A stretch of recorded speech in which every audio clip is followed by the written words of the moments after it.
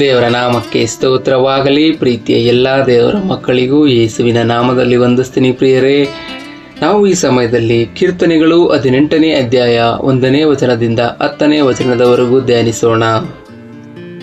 ನನ್ನ ಬಲವಾಗಿರುವ ಯೆಹೋವನೇ, ನಿನ್ನಲ್ಲಿಯೇ ಮಮತೆ ಇಡುತ್ತೇನೆ.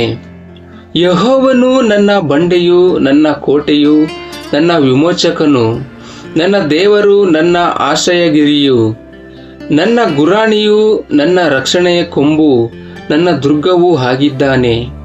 ಯೆಹೋವನು ಸ್ತೋತ್ರಕ್ಕೆ ಅರ್ಹನು. ಆತನಿಗೆ ನಾನು ಮೊರೆಯಿಡಲು ಆತನು ನನ್ನನ್ನು ಶತ್ರುಗಳಿಂದ ರಕ್ಷಿಸುತ್ತಾನೆ.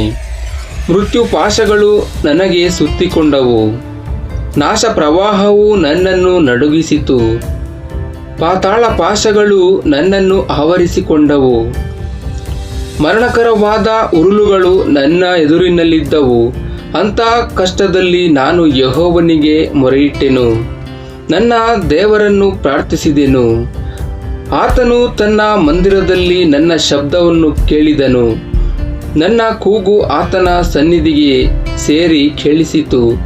ಆಗ ಆತನಿಗೆ ಸಿಟ್ಟೇರಿದ್ದರಿಂದ ಭೂಮಿಯು ಗಡಗಡನೆ ಕಂಪಿಸಿತು. ಪರ್ವತಗಳ ಬುಡಗಳು ನಡುಗಿ ಕದಲಿದವು. ಆತನ ಮೂಗಿನಿಂದ ಹೊಗೆಯು ಬಂತು. ಆತನ ಬಾಯಿಯಿಂದ ಅಗ್ನಿ ಜ್ವಾಲೆ ಹೊರಟು ಸಿಕ್ಕಿದ್ದೆಲ್ಲವನ್ನೂ ದಹಿಸಿ ಕೆಂಡವನ್ನಾಗಿ ಮಾಡಿತು. ಆತನು ಆಕಾಶವನ್ನು ತಗ್ಗಿಸಿ ಇಳಿದು ಬಂದನು. ಆತನ ಪಾದಗಳ ಕೆಳಗೆ ಕಾರ್ಗತ್ತಲು ಇತ್ತು.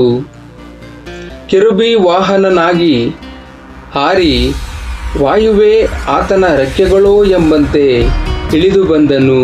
ಆಮೇನ್.